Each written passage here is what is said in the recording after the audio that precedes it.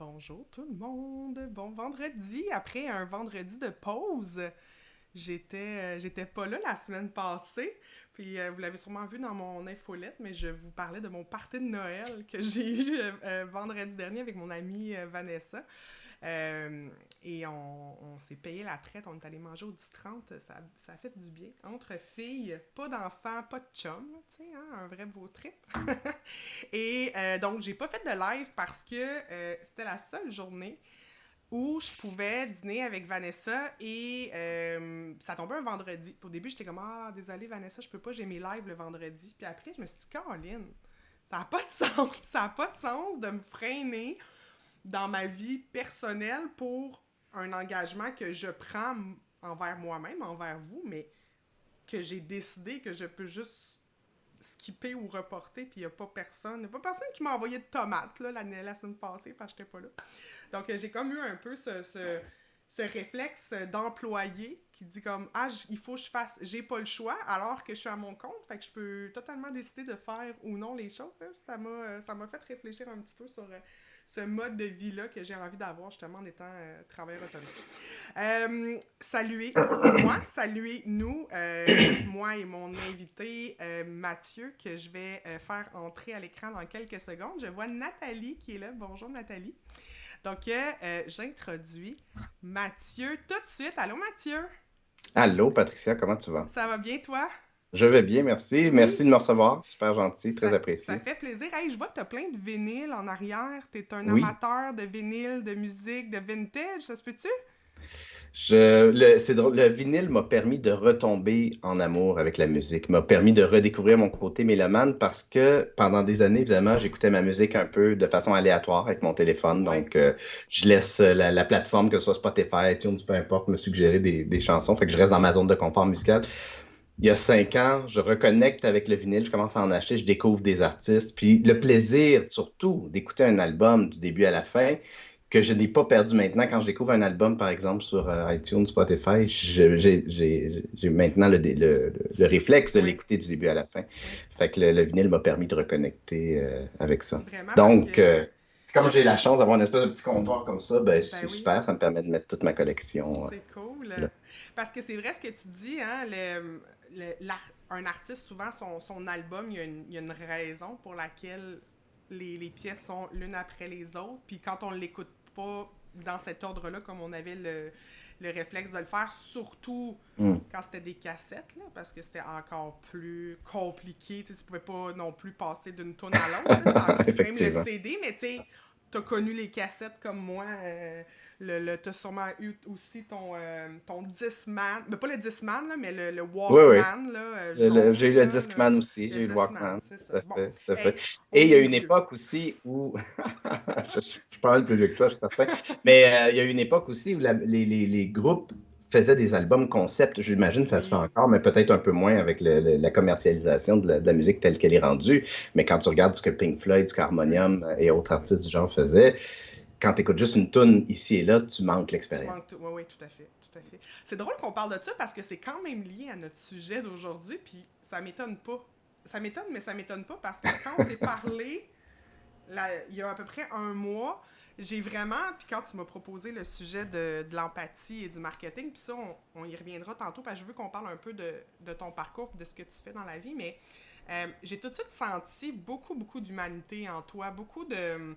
d'empathie, justement, de cette ouverture, de cette écoute-là, et de commencer en parlant de l'art et de la musique, me semble Mm. ça fit avec ce que je connais de toi, le peu que je connais de toi. La- L'empathie est connectée partout. Oui, ah oui, absolument, absolument. Puis dans le marketing, probablement, peut-être pas assez, mais De plus en plus, de quand plus en même. plus. Je pense en Oui, tout cas, de oui, plus en plus. Ou absolument. du moins, moi, en tout cas, je suis entouré de gens qui humanisent le marketing de plus en plus, qui parlent de marketing responsable. Oui, Donc, ouais, ça fait du bien de voir cette dose d'humanité-là oui. injectée dans le marketing. Mon son est vraiment pas fort, qu'elle dit Karine. Je vais juste aller arranger ça. C'est mon. Moi, je t'entends bien, en tout cas. Ouais, je pense que c'est dans. Je crois que dans Skype, c'est correct. Je crois que c'est dans Ecamm Live que le son est moins bon. Karine, tu me diras, c'est parce que c'est un nouveau micro, fait que Karine, tu me diras si c'est bon. Et je te salue au passage, Karine. Donc, Mathieu Chevalier, tu as plusieurs titres, puis là, je vais te mettre des étiquettes, là, tu les enlèveras si tu veux les enlever, là. Ouais. Mais vidéaste, tu pilotes des drones pour faire de la captation vidéo, tu es réalisateur, tu fais tes podcasteurs, marketeur. Est-ce que c'est voulu d'avoir autant de De cordes à ton chapeau. arc, de chapeaux, ouais? T'aurais pu aussi ajouter sexologue. J'ai étudié en Ah oui, sexologie. J'ai c'est... été expert en sinistre. Mais Oh j'ai là été là. vidéaste. C'est drôle, j'ai le terme vidéaste, ça fait longtemps que je ne l'avais pas entendu parce que je m'affichais longtemps comme vidéaste, puis j'ai fait le switch pour réalisateur. Ce qui Mm. m'intéresse, tu sais, c'est intéressant parce que le pilotage de drone, la caméra, ce sont des aspects techniques. Je ne suis pas tant un technicien. Je suis un Mm. gars de stratégie, je suis un gars de relations. C'est ce qui me drive le plus. La vidéo est un moyen pour moi, est un véhicule pour aider à transporter un message. Mais l'important, c'est pas le véhicule, à mon avis. Ouais. Même si je fais de la vidéo, c'est réellement le message. L'important, c'est qu'on se plante pas sur le message. La Mm. vidéo, on peut toujours patcher, on peut arranger s'il y a quelque chose qui fonctionne pas. Le message, c'est important de ne pas se tromper. Mais oui, je porte plusieurs chapeaux. Je pense qu'on est un peu tous comme ça, hein. On a des parcours éclectiques et nos spécialités, nos professions sont rendues un peu, surtout quand tu es entrepreneur, puis quand tu es solopreneur, je pense que Mhm. tu es multi-chapeau. Oui. Donc, ouais, je porte, puis je suis formateur aussi. Oui, oui, exact. Qu'est-ce qui a fait que tu as passé de la sexo au marketing? Il me semble que le Ah, lien n'est pas si évident à faire. il est là, il est là surtout dans le marketing empathique. Ouais. Écoute, moi, la relation d'aide a toujours fait partie de ma vie. Ma maman était travailleuse sociale, a travaillé en violence conjugale autant avec les hommes violents qu'avec des femmes victimes de violence. Mm. Ça m'a beaucoup inspiré comme parcours. J'ai toujours beaucoup admiré ce que ma maman faisait. Et puis, quand j'ai été en sexo, je voulais me spécialiser justement dans ce domaine-là, c'est drôle parce que quand l'épisode avec Will Smith est ressorti, il y a eu des débats sur la violence. Mm. C'est un sujet qui vient beaucoup me chercher Ah quand on ouais. parle de violence de façon générale. Je trouve de façon générale, la santé mentale, puis en entrepreneuriat, on n'en parle pas assez. Il y Mm. en a qui s'en font une mission, comme Chantal Ouais. Dufort. Je lui lève mon chapeau et je la félicite parce que c'est important de détabouiser Mm. d'abord, d'une part, les problématiques que les entrepreneurs peuvent vivre pour, pour les inciter à reconnaître ce qu'ils vivent, puis ensuite à aller chercher de l'aide si besoin est. Ouais. Donc, je te dirais que mon parcours en sexo, puis même en expert en sinistre, l'écoute active me reste beaucoup, Mm. l'empathie, la bienveillance, puis ça me drive beaucoup comme entrepreneur, toutes ces qualités-là. Mm. Absolument. Est-ce que t'es passé tout de suite de la sexo à être entrepreneur ou t'es allé travailler en marketing, en agence, en entreprise? Après Sexo, j'ai été expert en sinistre. J'ai Ah oui, travaillé dans c'est une ça. compagnie OK. d'assurance. J'ai été à Vancouver un an. Je suis revenu. Je me suis dit, OK, non, je suis plus capable de travailler pour un. Moi, j'étais pas un employé facile. J'aime ça repenser les règles. J'aime ça OK. défoncer les murs et essayer autre chose. Puis Mm. si ça marche pas, ben, c'est pas grave. On a appris. Si ça marche, super. On a trouvé une nouvelle façon de faire les choses. Mm. J'avais vraiment un profil entrepreneurial en ce sens-là. Et puis, je suis tombé dans l'univers du marketing avec mon ex-copine. Elle m'a donné une formation, en fait, en réseaux sociaux, marketing et réseaux OK. sociaux. Et je suis tombé en amour avec le domaine et avec la formatrice. Puis on s'est parti en une agence ensemble. Puis OK. par la suite, on s'est rendu compte qu'on était tous les deux davantage faits pour être solopreneurs. Fait nos chemins sont un peu séparés comme ça. Mais voilà, fait que c'est un peu comme ça. Puis j'ai commencé à faire de la vidéo à l'interne pour mes clients. J'ai tripé sur le médium. Puis c'est un peu ça qui m'a enligné vers, OK, mais comment est-ce que la vidéo peut réellement être mise au service des entreprises? Parce que quand tu payes cher pour faire de la vidéo, ça n'a pas toujours besoin d'être cher, mais souvent les entreprises payent trop cher, Mm. puis qui n'ont pas de résultats, c'est fâchant en tabarnouche. Puis Ben oui. Donc, il faut réfléchir la stratégie, il faut réfléchir à qui on s'adresse, quel message on veut passer, ainsi de suite. Donc, Ouais. voilà, Oui. c'est un peu ça. D'autant plus qu'une fois qu'elle est tournée, tu peux faire un peu de montage, mais je veux dire, une fois que tu as tes images, si t'étais pas dans le bon lieu, t'avais pas bonnes parties prenantes, t'avais pas le bon ton, ben c'est ça. Ouais, Ouais. mais tu vois, j'ai trouvé une formule maintenant. Ma façon de fonctionner permet de faire des versions 1.2, 1.3. OK. Justement, j'ai un client récemment qui me dit, hey, notre site web, c'est plus .ca, c'est .com. Fait que là, maintenant, quand je fais une vidéo pour un client, j'enregistre sa voix. Donc, c'est souvent lui le narrateur de sa vidéo. Des fois, ça peut être quelqu'un d'autre. Je l'ai déjà fait, le narrateur d'une vidéo pour un client. Mais je le filme plus en train de lire son texte. OK. Fait que ça fait toute une grosse différence parce que j'ai plus besoin de retourner en studio avec ma caméra à te filmer pour reprendre le texte si OK. le texte a changé. Ouais. Je sors mon enregistreuse, on se prend une heure dans un café ou quelque part, puis on enregistre la nouvelle version. Si j'ai besoin de faire deux, trois nouvelles séquences de vidéos parce que tu as fait une conférence, ben c'est facile OK. finalement de faire une version 1.5, 2.0 de la vidéo sans repayer le coût total de la production. OK. Excellent. T'es dans quel coin? T'es dans quelle région, toi? T'es-tu à Montréal? Oui, je suis à OK. Montréal. Je vais te rappeler. J'ai un projet en tête. Même si tu n'avais pas été à Montréal, j'imagine que tu te déplaces un peu, là. Ben oui. Mais Ben bon, oui, on s'en reparle après. parfait. Je vais saluer au passage Nadine qui est là. Allô Nadine. Et Axel aussi. Si vous avez des questions, évidemment, gênez-vous pas. Parce on va se lancer dans le vif du sujet, le marketing et l'empathie. Puis c'est vraiment toi qui as lancé cette idée-là. On aurait pu parler de plein de choses. On aurait Mm. justement pu parler de vidéos, on aurait pu parler de formation, tu sais, de vraiment beaucoup de sujets. Puis tu as choisi l'empathie en marketing. Pourquoi? Un des gros éléments, à mon avis, qui nous interpelle, qui nous engage, qui nous donne le goût d'embarquer dans un projet ou de faire affaire avec quelqu'un, c'est quand cette personne-là réussit à faire résonner notre réalité émotionnelle, nos enjeux, comment je me sens par rapport à mes enjeux, Et il faut garder en tête qu'on choisit souvent de faire affaire avec la personne avant de faire affaire avec son expertise ou son nom ou quoi que ce soit. Et donc, si cette personne est capable de faire preuve d'empathie, et de comprendre ma réalité émotionnelle, elle va faire toute une différence.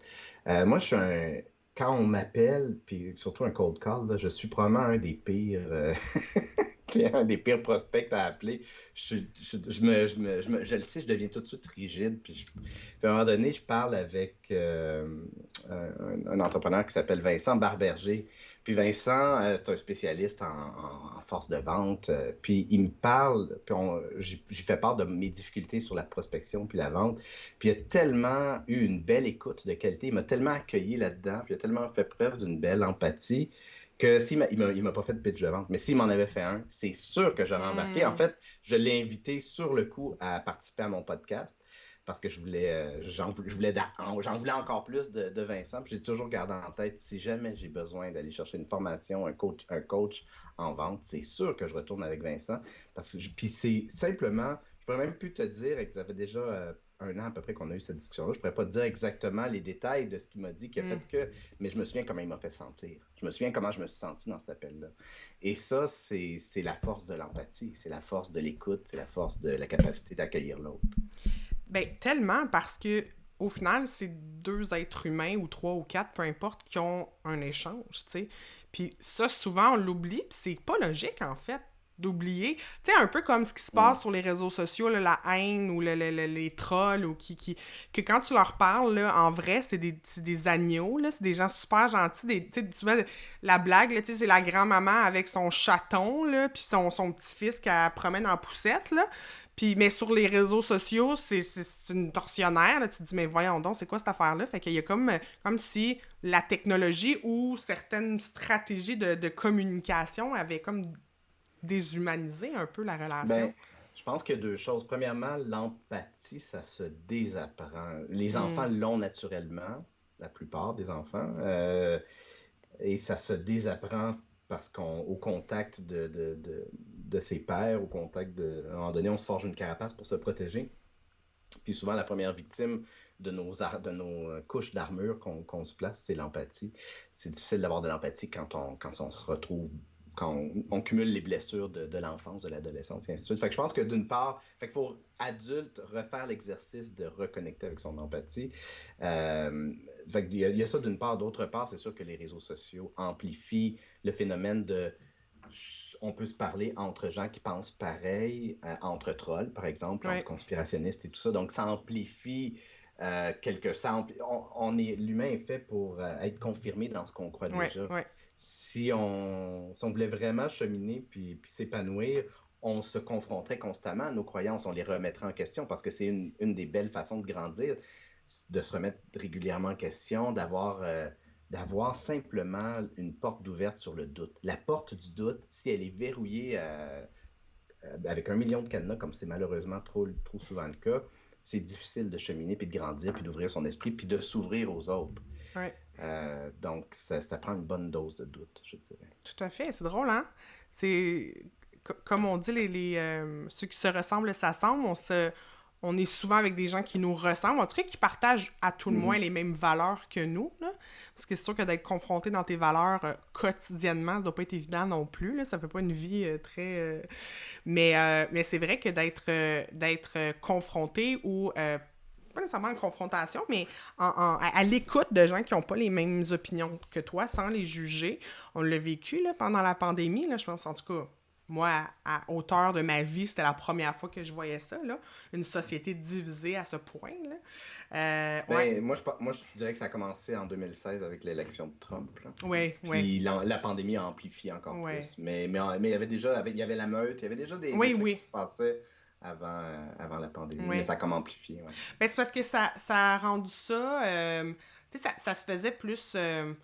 sur la voie d'accotement, tu sais, c'était Mm. pas monsieur, madame, tout le monde. Puis là, ben, ça s'est passé dans des familles où même le Mm. mari, la femme n'ont pas la même opinion, puis ça peut briser des familles pour cette Ben, situation-là, ouais. tu sais, je dis souvent, Nadine doit faire 135 fois qu'elle m'entend le dire, mais je dis souvent qu'on ne grandit jamais autant qu'en dehors de sa zone de confort, mais encore faut-il faire, avoir la volonté puis faire l'effort de sortir soi-même de sa zone de confort. Parce que Mhm. la pandémie, puis on reviendra sur notre sujet après, mais ce que la pandémie a fait, c'est qu'elle a forcé des gens à sortir de leur zone de confort contre leur gré. Puis dans ce temps-là, on réagit mal parce que notre zone de confort, elle sert quoi?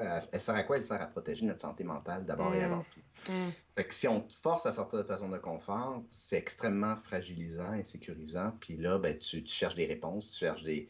Puis il y a des réponses malheureusement plus faciles que d'autres. Ouais, Surtout les gens qui se disent hey, je suis prêt à te donner toutes les ouais, réponses. c'est Fait que, ça. on le voit aussi en marketing. Hein, on voit des gens qui se positionnent en gourou qui disent donne-moi un 3000$, je vais te donner toutes les réponses. Tu vas être millionnaire au bout d'un an ou de 6 mois ou de Mm. 3 mois. C'est. Ouais, voilà. C'est. Ouais, ouais, absolument. Mais tu vois, ça me ramène à l'importance, donc, quand tu parlais des valeurs, l'importance de connaître ces valeurs, de faire l'exercice de les nommer, de les circonscrire. Tu sais, je donne souvent une liste je pense, que c'est 200 quelques valeurs à mes clients, puis je leur demande d'en retenir 5 là-dessus. Hmm. Puis, le plus possible, utilise ces valeurs, ces mots-là dans ton discours, dans ton scénario de présentation d'affaires, par exemple, parce que ça va résonner auprès de gens qui ont ces valeurs-là, qui aspirent à ces valeurs-là, ou qui sont bien avec des gens qui ont ces valeurs-là. Puis c'est ça qu'on veut dans notre réseau, pas juste dans nos clients, mais dans nos partenaires, nos collaborateurs, ainsi de suite. Hmm. On va ramer beaucoup moins, en tout cas à contresens, avec des gens qui ont les mêmes valeurs que nous, ça c'est sûr. Ouais. Nadine qui dit, même si tu le répètes 1000 fois, c'est tellement vrai. C'est en dehors qu'on grandit, qu'on ose. Ouais, absolument. Ouais. Donc, si on revient à notre sujet, mais tout est lié, mais l'empathie Mhm. en marketing, toi, comment tu l'enseignes ou comment tu l'utilises toi-même dans ton marketing? Je pose beaucoup de questions. En fait, j'ai monté une formation pour aider les gens à raconter leur histoire de façon bienveillante, pour aider à faire des présentations d'affaires qui sont évocatrices, qui sont inspirantes. Puis, grosso modo, là, les gens qui ressortent de la formation, ils ressortent avec un scénario de présentation d'affaires. C'est une version amplifiée de ce que je faisais déjà. Moi, dans le fond, ce que je fais en termes de vidéos, c'est des vidéos de présentation d'entreprise. Donc, des vidéos qui essentiellement vont sur le site web d'une Ouais. entreprise, accueillent les visiteurs, leur donnent le Mhm. goût de faire affaire avec l'entreprise en question. Puis, la première chose que je fais avec mes clients, ben, c'est qu'on travaille leur scénario. Puis pour ça, il faut que je les amène dans l'introspection. Il faut que je les amène dans l'empathie. C'est qui ton client? Qu'est-ce qu'il vit comme enjeu? Puis pourquoi c'est important pour toi? Qu'est-ce qui te drive d'aider ce client-là avec cet enjeu-là? Euh, de- j'ai essayé une fois de travailler avec quelqu'un qui était pas capable d'empathie. C'était un gars super pro dans son domaine. Je dirais pas le nom du domaine ni le nom du gars, évidemment, mais c'était un expert. C'était une référence reconnue. Et c'était un narcissique. Mm. il s'aimait beaucoup, mais il était super bon dans son don. Mais peu Mm. importe à quel point j'essayais de l'amener dans l'empathie, puis à OK, mais qu'est-ce que tes clients vivent? Comment ils se sentent? Il parlait de lui. Il ramenait toujours. Ah. J'arrivais. D'habitude, je suis assez pas pire pour amener les gens dans l'introspection, puis aller sortir de leur cassette, puis aller creuser un peu, puis aller chercher le septième degré, là où se cache l'art. Mais avec lui, j'ai pas été capable. Puis là, Ah. c'est ça qui m'a fait réaliser, ça fait peut-être, je sais pas, 5 6 ans de ça. C'est ça qui m'a fait réaliser, OK, j'ai vraiment besoin de travailler avec des gens empathiques. Pas juste des gens qui disent que l'empathie Ouais. est importante pour eux, mais Ouais. qui le sont Ah oui. réellement. Qu'ils le savent, qu'ils le Oui. sachent ou pas. Tu sais. Oui. Des fois, on le sait pas, mais Absolument. on a ça Ouais. inné en soi. Donc, Ouais. C'est drôle, ben, moi, mes enfants, tu sais, j'ai 2 jeunes enfants, puis c'est probablement mon fils, c'est réglé, il est empathique à l'os, hmm. fois 1000. Il y a un petit garçon dans son groupe qui, peut-être un spectre de l'autisme, ou tu sais, je connais pas sa situation, mais je pense 2, 3 fois par mois dans l'agenda, c'est écrit Maxence a aidé, je dirais pas le nom du petit gars, mais a aidé à ramasser ses jouets ou a aidé à. Et ça, quand l'éducatrice l'écrit dans l'agenda, je prends un crayon et je dis merci, Hmm. Chantal. Tu sais, j'écris pas un petit mot à chaque jour, là, tu sais, elle m'écrit, mais là, des fois, je le. Bon. Mais ça, je suis comme, hey, si j'ai. Tu sais, probablement qu'il l'a déjà en lui, là. Ma fille est un petit peu plus jeune, là, elle est encore à donner des tapes puis à voler les jouets, là. Mais à 5 ans, qui sache que aider les autres, qui sache que euh, ça n'a pas de prix. Je me dis, ah, Mhm. je vais avoir réussi ça, là. Puis renforce-le Ah, mon à Dieu, chaque fois qu'il fait preuve d'empathie, renforce-le parce que toujours. c'est au contact de l'école que ça commence tranquillement à se perdre. Fait Ouais, que c'est important, c'est important le travail d'accompagner puis de faire du conditionnement positif à chaque fois que quelqu'un fait preuve d'empathie. Karine qui dit oui, quand on se met dans de nouveaux souliers, c'est pas qu'on faut, ça nous blesse les pieds, mais ensuite avec le temps, ça devient de nouvelles pantoufles. tellement. Effectivement, puis quand on se met dans les souliers, ça c'est sortir de sa zone de confort, quand on se met dans les souliers des autres, réellement, puis qu'on essaie juste de comprendre, même si on sait qu'on sera pas plus d'accord, mais juste d'essayer de comprendre la réalité d'autrui, puis comment il peut se sentir, ça fait tellement une différence pour amorcer un dialogue, Mm. puis pour donner confiance, puis pour montrer à la personne qu'on a à cœur de comprendre sa réalité. Ça amorce n'importe quelle relation, mais c'est vrai aussi en affaires, sur une base profondément humaine. Oui. Ben, aussi quand tu regardes d'où l'autre personne vient. Tu sais, moi, c'est pour ça que je m'intéresse beaucoup au passé de la Mm. personne, un client ou, tu sais, juste dans comment je vais expliquer des stratégies de marketing. Si j'ai quelqu'un devant moi, là, un purement scientifique, là, un dentiste, ou tu sais, lui, là, c'est 1 + 1 fait 2 là. Puis c'est pas plus. Mais là, t'arrives avec le marketing, ou t'arrives, là, c'est plus nuancé. Puis on va essayer des choses, puis on n'est pas sûr que ça va fonctionner. Puis là, tu sais, non, c'est pas dans leur. Nécessairement dans leur. Ils vont justement sortir de leur zone de confort. Ou bien quand j'ai un client devant moi qui est vraiment. Qui est au fait, qui comprend, qui va avoir des réflexes peut-être qui ressemblent un petit peu aux miens, je vais agir différemment. Tu sais, je vais Mhm. et même d'où viennent les gens dans leur parcours personnel. Tu sais, quand tu le sais qu'une personne a été éduquée d'une certaine manière, des fois, tu comprends mieux ses comportements, puis ben, regarde, tu sais, quand tu te dis, ben, elle a vécu telle chose, je pense que c'est normal qu'elle réagisse comme ça, tu sais, on le ferait tous. Mhm. Puis là, ça rend ça plus acceptable, parfois, pour certains comportements. Quand on connaît la réalité et qu'on comprend la réalité de son client potentiel, ça aide aussi à raconter son histoire au bon endroit, puis avec les bons rôles. Mmh. Parce que souvent, les gens racontent pas leur histoire, ils commencent leur histoire trop loin. C'est-à-dire, je vais te dire ce que Vas-y, je vais ouais, ouais, t'exprimer ce ça que je veux dire. m'intéresse.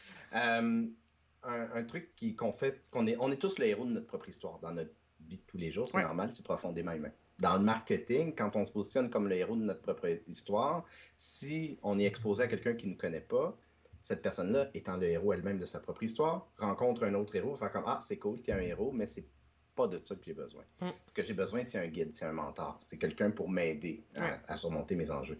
Donc, quand tu es conscient de ça, puis que tu fais preuve d'empathie, puis tu dis hey, je comprends ce que tu vis, je comprends tes enjeux, puis j'ai justement mis sur pied une technique, une formation, un service, un produit pour t'aider à surmonter ça. Puis c'est important pour moi de t'aider parce que ça va faire en sorte que tu vas briller davantage, que tu vas devenir un entrepreneur à succès, donc ça va aider la Ton communauté succès entrepreneuriale. sera Donc, mon succès, oui. ton succès sera mon succès, mais ça dépend des valeurs. C'est là que Bref, on se présente un peu plus loin. On commence par parler des gens avec qui on travaille pour ensuite se présenter un peu plus loin.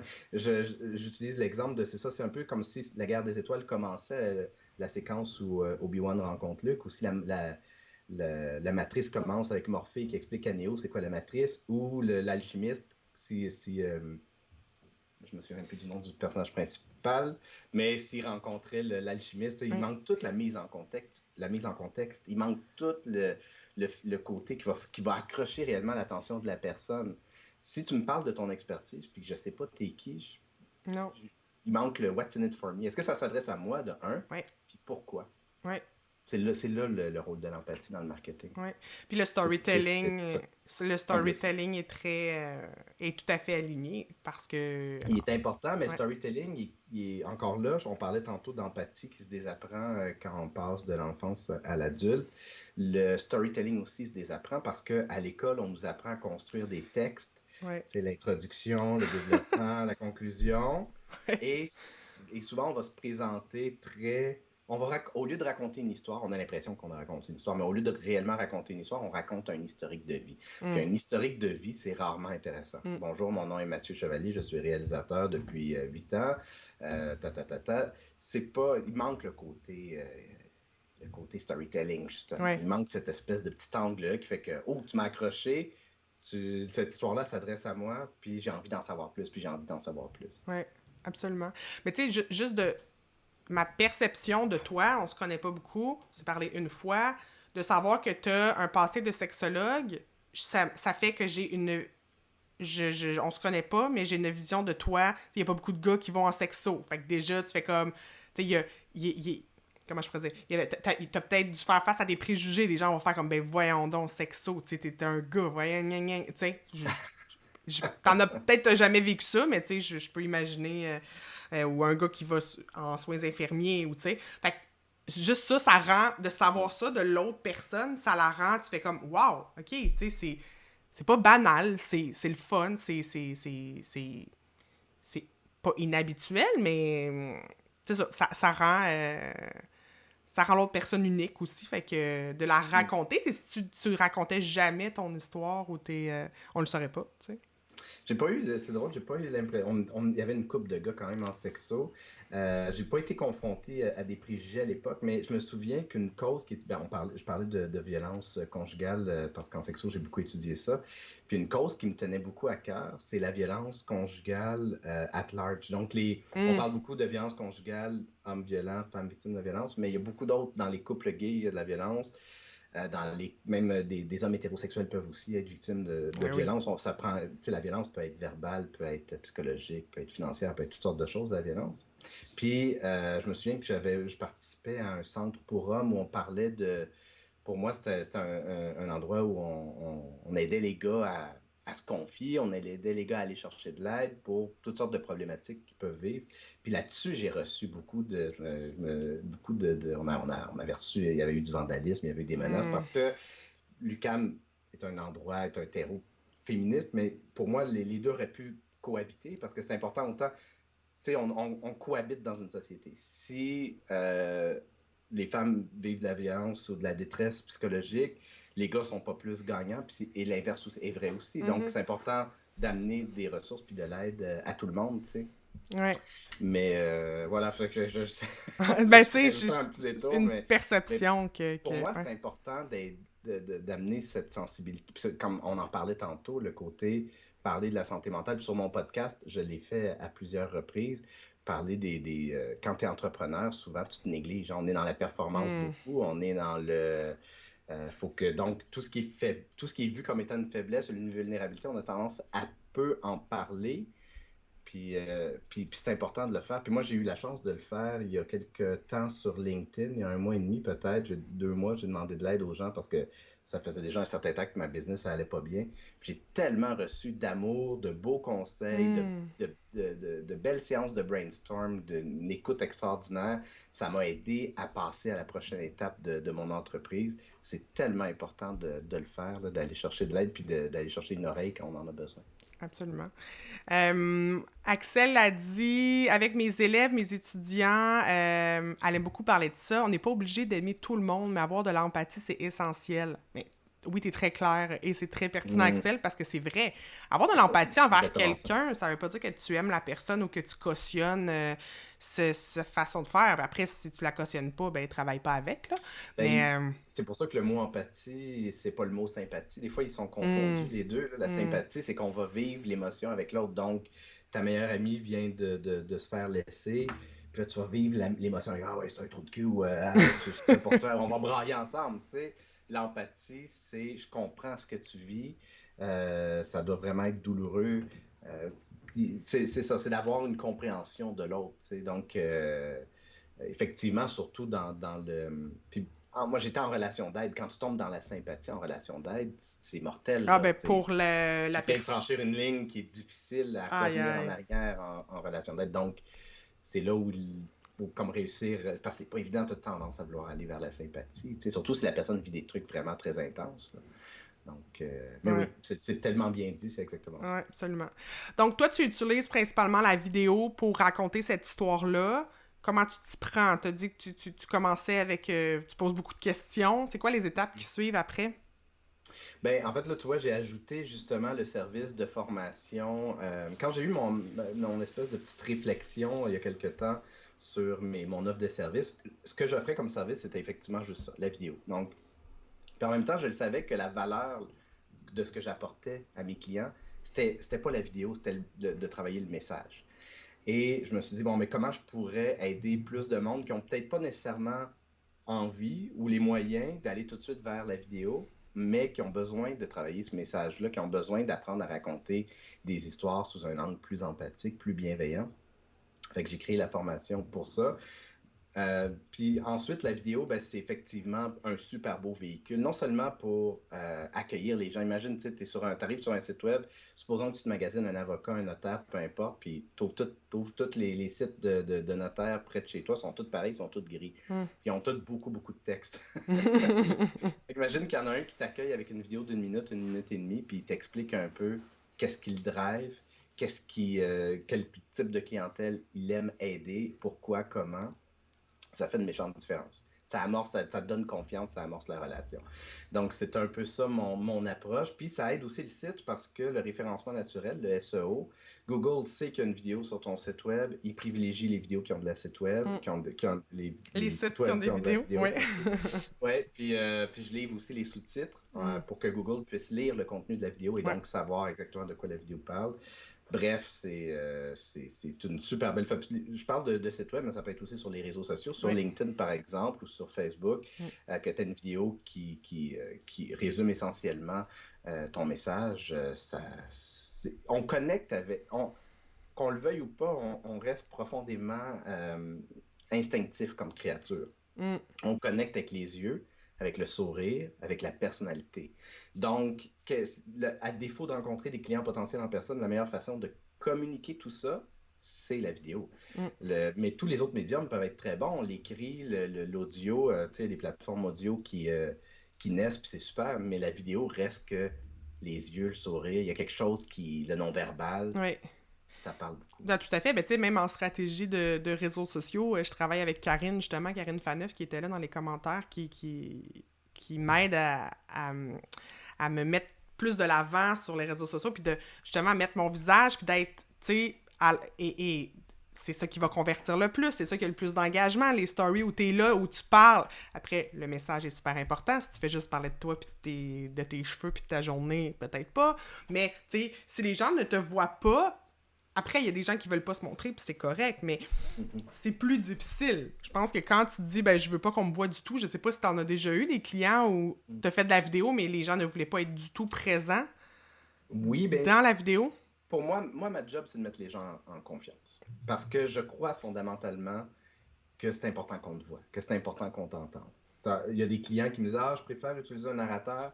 OK, mais au minimum, j'aimerais ça qu'on te voit. Puis maintenant, de toute façon, maintenant que je filme plus les gens en train de lire, c'est beaucoup plus facile parce que je filme les gens en train de travailler, on Ouais. fait des petites scénettes, on fait des petites mises en scène, puis c'est du plaisir. C'est vraiment entièrement du plaisir. Mais aussi, un truc qui arrête beaucoup les gens de prendre la parole, c'est qu'ils ne savent pas exactement comment se présenter. Souvent, on a improvisé ou on a vu une vidéo qui parle du pitch, de l'elevator pitch, Ouais. ou des trucs comme ça. Mais mais de pouvoir s'arrêter puis de se dire, OK, qu'est-ce qui va vraiment, qu'est-ce qui va faire en sorte que mon message va résonner? Qu'est-ce qui va faire en sorte que les gens vont retenir ce que je vais leur présenter dans du réseautage, peu importe, de pouvoir être accompagné par quelqu'un qui va t'aider à structurer ça, bien évidemment que ça fait une différence. Fait que moi, j'ai toujours, depuis que je fais de la vidéo, que je suis convaincu que ma job, c'est d'abord de mettre les gens à l'aise devant la caméra. Ensuite, parce que si j'échoue à ça, ça fera pas une bonne vidéo. Si j'échoue à mettre les gens à l'aise, si j'échoue à réussir à les amener à être authentiques.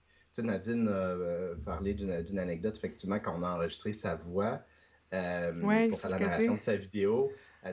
Au début, elle sonnait effectivement, elle parlait comme une narratrice. Puis là, j'ai dit, j'ai pas l'impression de t'entendre pour vrai, j'ai l'impression d'entendre une voix radio-canadienne. Fait qu'on a recommencé, on a travaillé. Puis ça, pour moi, c'est important que la vidéo, que ton message soit toi, parce que sinon, what's the point? Oui. Absolument. J'ai une question, ça peut paraître con, mais est-ce que selon toi, en marketing, c'est possible de faker l'empathie? Oui. Est-ce qu'il y en a qui le font? T'es-tu capable de... T'as-tu un radar à fakeage d'empathie? Ben, j'ai un radar à fakeage. Est-ce que c'est du fakeage d'empathie? Un radar à bullshit qu'on dit, je sais pas si j'ai le droit de dire ça. J'ai pas beaucoup de tolérance sur la bullshit. Les gens, on parlait tantôt des gens qui se positionnent comme gourous, là, les joueurs de flûte de Hamelin, là, qui jouent de leur pipeau, qui entraînent tous les gens vers la rivière, puis que la rivière, finalement, c'est plus leur portefeuille qui va être vidé après. Ouais. Il y a quelques années, je m'inscris à une fin de semaine de conférence. C'est mur à mur des conférences. Finalement, je suis sorti de là, j'ai appelé ça le sommet de l'infopub parce que les conférences, c'était du 15 minutes de contenu utile et précieux, puis genre du 60 minutes de infopub. Hey, embarque dans notre affaire, paye 3000 $, viens dans le sud avec nous, ça va coûter 6-7 000, mais tu vas sortir de là avec un réseau. Puis moi, je me suis dit, OK, ça représente exactement ce que je veux pas pour moi. Ça représente exactement ce que je veux jamais livrer comme contenu. Quand j'ai fait mon podcast, au départ, il s'appelait Partir en affaires, pour moi, c'était bien important que ce soit pas un podcast où on s'écoute parler, mais que ce soit un podcast qui apporte de la valeur. Quand je sens que mes invités tombent dans une... tu sais, des fois, on se répète pour... appuyer nos mots.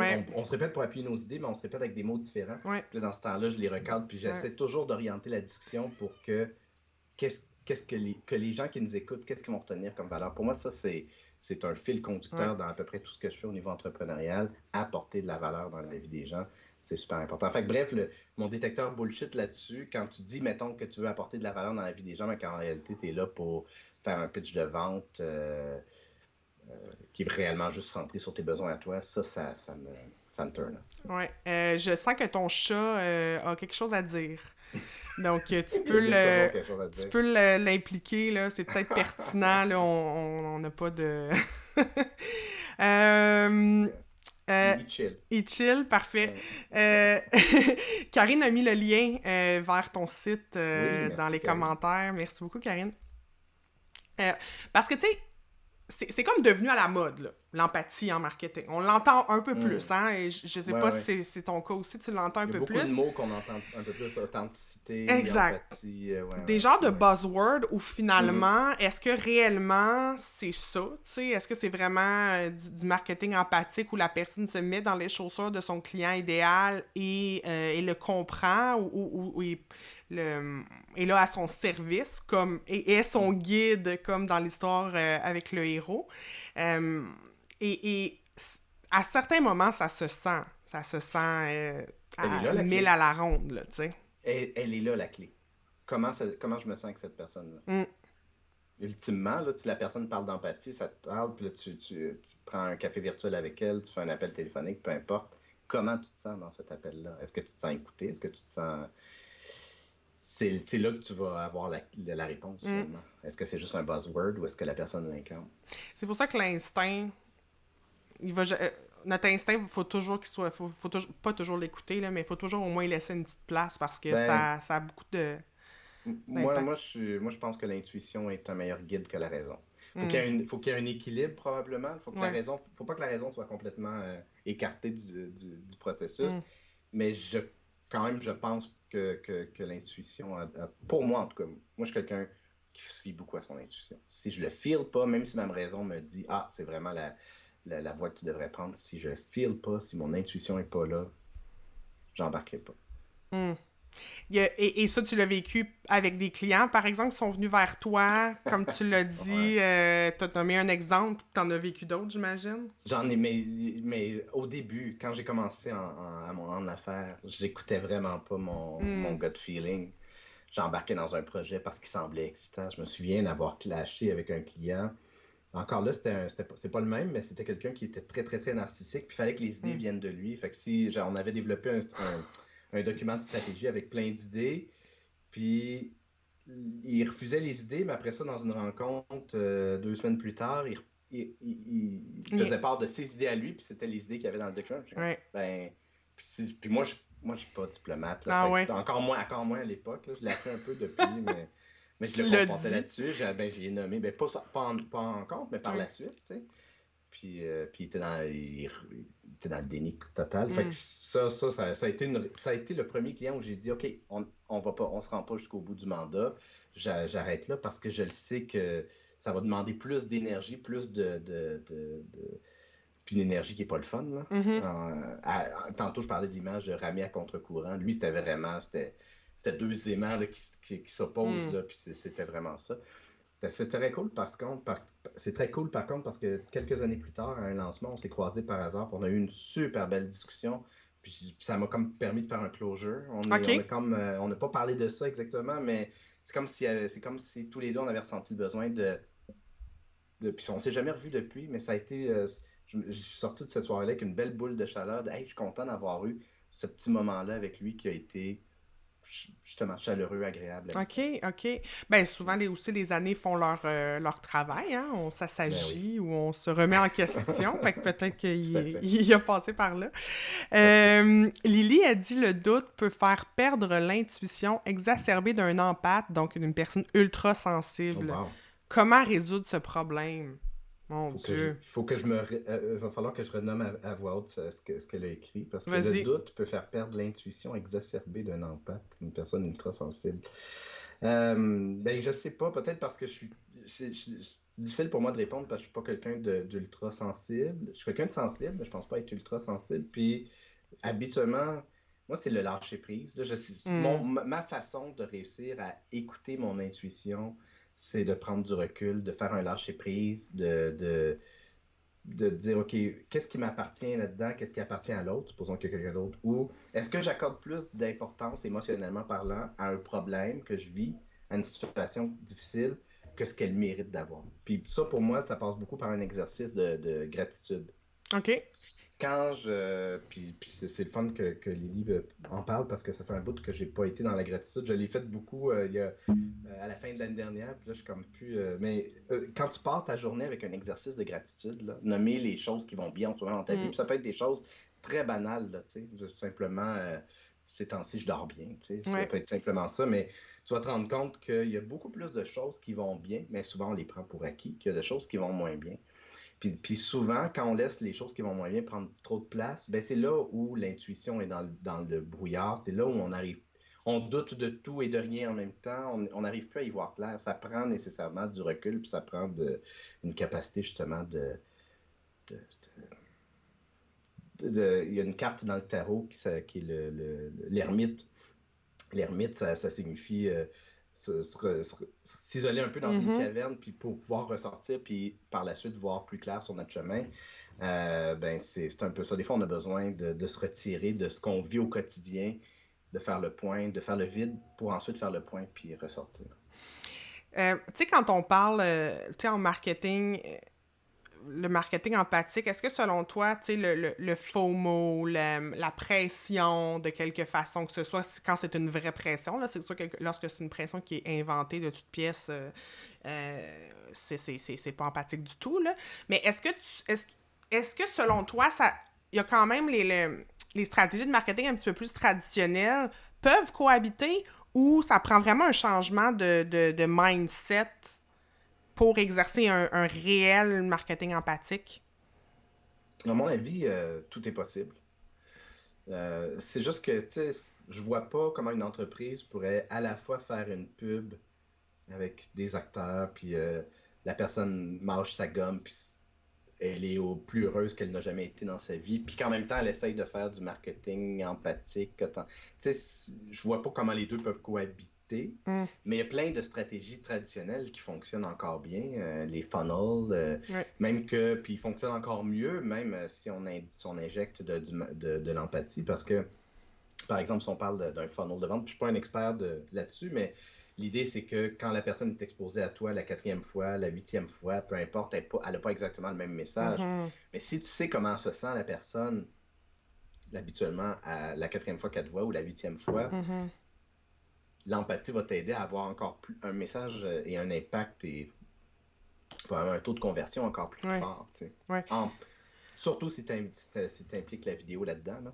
Oui, ton média. Mais oui, mais tu vois, que dans les funnels, justement, là, ce qu'on va apprendre dans certains livres, ça va être le gain, logic, fear, où la personne doit faire appel à c'est quoi qu'elle va gagner. Évidemment, Mhm. tout au long de ça, on est dans l'empathie, on est dans le je comprends tu sais, juste pour dire, faut que je sache que mon produit est bon, que mon service est bon. Si à la base, tu sais que ce que tu as à offrir, c'est de la M, ben, t'auras beau être la personne la plus empathique au monde, ça marche c'est pas du vrai marketing empathique parce que si tu sais profondément Mhm. ce que tu as à offrir. Fait que là, on prend pour acquis. Tu sais, moi, c'est ce que je dis à mes étudiants. On va prendre pour acquis que c'est bon, là. Ton produit est bon, ton service est bon. Tu sais, ce bout-là, s'il n'est pas là, ça marche pas. Ouais. Mais dans les livres, les auteurs un peu plus marketing, plus agressif, si on veut, ben, le gain, logic, fear, où là, vraiment, on fait appel à qu'est-ce que la personne va en retirer, la logique. Donc, on y va aussi à peut-être une certaine forme de manipulation où on sait que rendu là, la personne, si j'y ai vraiment démontré qu'est-ce qu'elle allait retenir, qu'est-ce qu'elle allait gagner de mon produit ou de mon service. Là, la logique, je fais appel à sa logique. Donc, on est des êtres de logique. On a besoin que 1 plus 1 fasse 2. Puis là, ben, la Ouais. peur, l'espèce de FOMO, ou dépêche-toi, là, parce que dans 24 heures, ça n'existe plus, ou dans 24 heures, on ferme les portes du programme où le rabais se termine. Hmm. Ben, Ouais. tu sais, mais tu sais, ça, Je suis tellement pas un fan. Ben, Je dis que ça marche, mais je suis pas un fan. ben, il y a...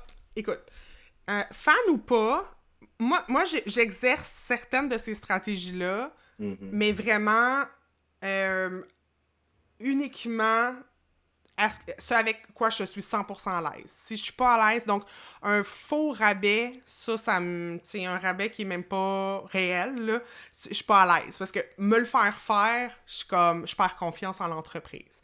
Mais un Ouais. vrai rabais, si on dit, ben, regarde, on ouvre les portes, ou bien dans 48 heures, le 100$ de rabais, il n'existe plus parce que s'il est là à l'année, ben, c'est Mhm. plus un rabais, puis c'est plus un moment de profiter de la situation. Mhm. T'sais.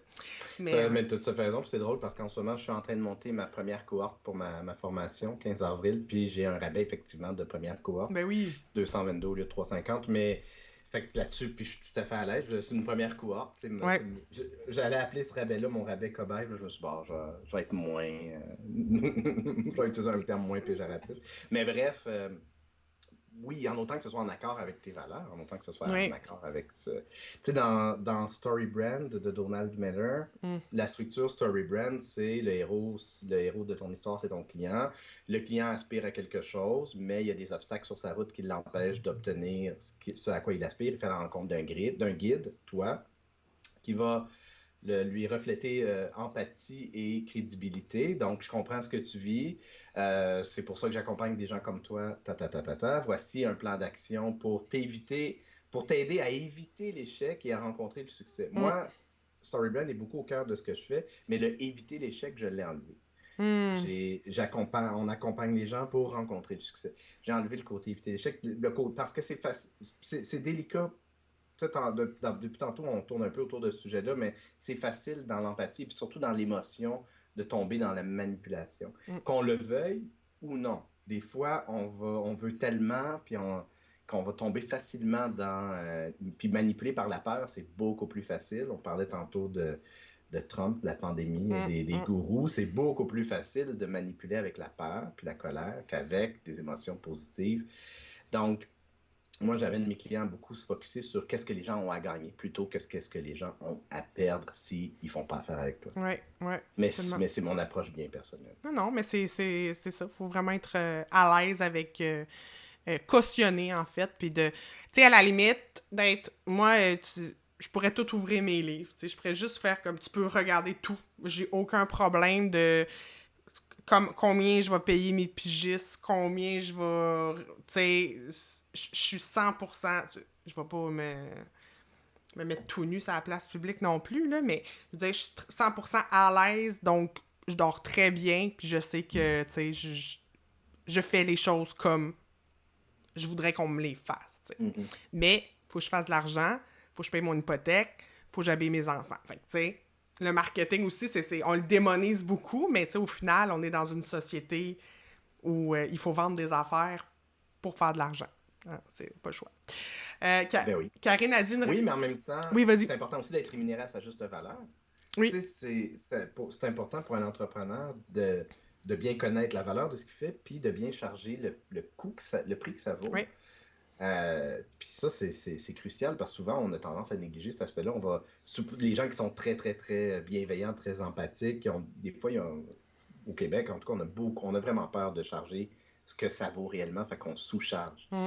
Puis t'es pas plus avancé si tu sous-charges parce que ta business risque de se planter, puis t'aides personne dans ce temps-là, alors que si tu charges le juste prix, tu t'aides de toi-même d'abord, t'aides tes clients avec ton service ou ton produit, tout le monde est gagnant. Oui, absolument. Karine qui disait, qui faisait référence à notre discussion un petit peu plus tôt, une raison de plus de bien connaître son persona pour se mettre dans ses culottes, finalement, puis comprendre sa réalité. Ouais. Ça, c'est un exercice qui est souvent escamoté. Là, je le vois tellement, là, des clients qui sont comme « Ah, mon persona, là, c'est Chose-Bin, là, il a 29 ans, puis il y a un chien, puis tu sais, des caractéristiques, là. » Où on fait le persona, mais on fait pas la réalité émotionnelle du persona. Oui. Donc, on fait le persona, OK, mon client est entre 28 Sociodémographique. et 32 ans, c'est une femme qui habite la grande région de Montréal, qui aime s'habiller, bon, peu importe, mais on oublie justement, comme elle l'a nommé, les points de douleur, et non seulement les points de douleur, mais comment la personne, c'est la question qui est négligée, comment est-ce qu'elle se sent dans ces points de douleur? Quelles sont les émotions qu'elle vit? Est-ce que c'est de la frustration? Est-ce que c'est de la déception? Est-ce que c'est de la tristesse? Est-ce que c'est de la colère? Quand on connaît l'émotion liée au point de douleur de notre client, là, on tombe dans l'empathie. Là, on tombe dans sa réalité émotionnelle. Puis c'est la réalité émotionnelle qui nous font prendre des décisions. C'est ça que j'allais dire. C'est pas de faire affaire à la raison et aux points caractéristiques de ton produit ou de ton service. Totalement. Le nombre de fois, moi, sûrement si tu fais l'exercice aussi, où je prends une décision dans ma journée qui est liée à une émotion, probablement, je dis n'importe quoi, là, mais 95% des décisions que je prends, donc des décisions d'achat ou des décisions... tu sais, juste dès que je me lève de mon lit le matin, des fois, c'est une émotion très négative. Je serais restée couchée. Mais j'ai 2 enfants qui crient, il faut que je me lève. Mais en marketing, quand on le réalise, là, c'est là qu'on peut manipuler les gens, quand on comprend vraiment que les gens achètent souvent sous le coup de l'émotion. Même si c'est réfléchi, hein. Même, tu sais, Alex Martel, elle disait, là, elle, le 7 jours, là, quand elle veut s'acheter quelque chose, elle attend 7 jours. Puis si au bout de 7 jours, elle le veut encore, elle va l'acheter, que ce soit un livre, que ce soit peu importe. Mais c'est quand même l'émotion qui va la driver, même dans 7 jours, tu sais. Donc, ça sera pas peut-être l'impulsion. Le fait d'acheter qui est très, très grisant. Donc, sortir sa carte de crédit puis de dépenser de l'argent. Tu sais, le fameux aller magasiner puis revenir avec beaucoup de sacs, c'est une émotion qui est tellement... comme la drogue, là, ça dure pas longtemps, là, malheureusement. Là. Le lendemain matin, t'as tout évacué ça. Là. Mais la carte de crédit, le bill, il est là encore. Là. Mais cette émotion-là de dépenser, d'accumuler, d'avoir plein de choses, ça te fait sentir vivant. Puis bon, pas toujours pour les bonnes raisons, mais... Effectivement. Ouais, Evelyne a dit... Mais toutes les décisions, tu dis 95%, moi je pense que ça doit être 99%. Ouais. Ou presque. Des fois, il doit y avoir des décisions. Tu sais, moi, faut que je je me mette des gouttes dans les yeux à tous les jours jusqu'à la fin de mes jours, sinon Ouais. je vais développer des cataractes. OK. Ça commence à trahir mon âge, mais bref, je sais pas si c'est une décision. Je pense pas que cette décision-là de renouveler ma prescription à tous les mois, elle est émotionnelle. J'ai envie de garder mes yeux le plus longtemps possible. Ben oui. Mais voilà. Mais sinon, effectivement, c'est 99%. C'est sûr. Quand c'est un produit, ça va être l'emballage, ça va être la façon dont. Tu sais, même mon ex était sommelière, puis le vin, un vin qu'on apprécie avec des amis, le party est le fun, le vin, on l'a vraiment aimé. On le restait un peu quelques semaines plus tard. Il n'est pas aussi bon que ce que je me souvenais, mais c'est tout le côté. Les émotions jouent beaucoup sur nos expériences, la façon dont on ressent les choses, puis dont on les vit. Donc, quand les marketeurs comprennent ça, malheureusement, effectivement, ils peuvent soit tomber dans la manipulation ou pas. Puis s'ils comprennent puis qu'ils ne tombent pas dans la manipulation, moi, je pense que c'est une recette gagnante. Oui, absolument. Marie-Sophie qui est là. Allô, Marie-Sophie, je suis contente de savoir qu'elle était là. Elle dit quand le rabais se termine dans moins de 7 jours, c'est dur à appliquer. En effet, mais c'est pour ça qu'on fait des rabais. Qu'est-ce que tu veux? Faut pas laisser trop de temps à la personne de réfléchir. Là. Si je te donne 4 mois pour réfléchir, ça marche pas. Exact. Mais, non, c'est ça marche pas. Ouais. Donc, le besoin ou le désir. Ah ben là, ça, ouais, ça c'est un... C'est un dilemme, hein? On le sait pas. Karine qui demande si StoryBrand est un livre. Oui, c'est un livre de Donald Miller. Ça s'appelle Building a StoryBrand. C'est pas un gros livre. Moi, c'est vraiment ma bible du marketing. Là. Je pense que c'est une lecture essentielle. Ouais. Donald Miller, lui, ce qu'il dit, c'est « If you confuse, you'll lose ». Donc, si tu as des éléments de confusion dans ton message, tu risques de perdre l'attention des gens facilement. Et lui, donc, son optique, c'est de clarifier, de tout clarifier. Est-ce que quand j'arrive sur ton site web ou ton profil LinkedIn, par exemple, est-ce que c'est clair ce que tu fais? Pour qui tu le fais? C'est quoi la valeur de ce que tu fais? Est-ce que les questions potentielles que je risque d'avoir sont répondues? Que ce soit du combien ça coûte, quelle est la méthode, comment fonctionne le produit, etc. Donc, plus on a de l'empathie, plus on comprend son client, plus on répond à tous ces éléments-là facilement, puis sans tomber dans des longs paragraphes ou des fois, on tombe sur un site web, puis là, il y a tellement de trucs, notre attention est attirée partout, c'est comme un laser avec un chat.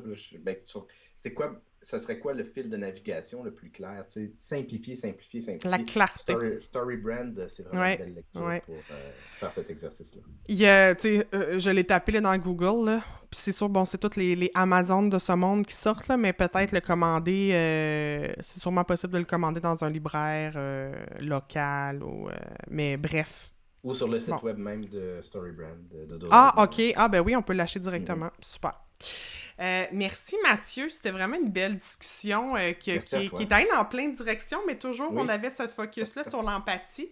Merci beaucoup, c'était vraiment une belle discussion. Avec grand plaisir, c'est toujours le fun de se retrouver de l'autre, parce que d'habitude, moi, mon podcast, c'est des entrevues aussi. C'est ça. J'aime ça faire des entrevues, c'est le fun de rebondir sur son invité finalement. Puis les épisodes solo, j'ai toujours ça challengeant. Mais bref, merci. C'était exactement le genre d'intervieweuse que j'aime, parce qu'on faire partie d'une discussion, se sentir écouté, puis pas avoir l'impression que la personne a préparé 10 questions, juste les placer. Ben moi, j'aime, tu sais, j'ai regardé ce que tu faisais, mais je suis pas allée trop creuser. Je voulais pas trop avoir les réponses d'avance. C'est peut-être, je sais pas, une bonne animatrice aurait déjà toutes les réponses. De toute façon, c'est pas ça ma job. Moi, je fais ça pour le fun. Et comme stratégie de marketing pour me faire connaître, évidemment, et faire connaître des merveilleuses personnes comme toi. Mais voilà. Karine a mis ton site web. Sinon, je sais que tu es très actif sur LinkedIn. C'est beaucoup là qu'on a échangé au début. C'est mon église. C'est ta plateforme, hein? C'est là que ça se passe pour moi. Mathieu Chevalier sur LinkedIn. N'hésitez pas à m'ajouter, ça va me faire plaisir. Parfait. Excellent, on va faire ça. Je mettrai le lien par la suite. Merci tout le monde. Passez un bon week-end, une bonne fin de semaine. Je pense il va-tu faire un petit peu plus chaud? Je sais pas, là. Oui. Ça s'en vient, hein? Je te le confirme. OK, bon, ça s'en vient. Ça va faire du bien. Donc, merci à tout le monde et on se revoit la semaine prochaine. Bye bye. Merci, Patricia. Bye.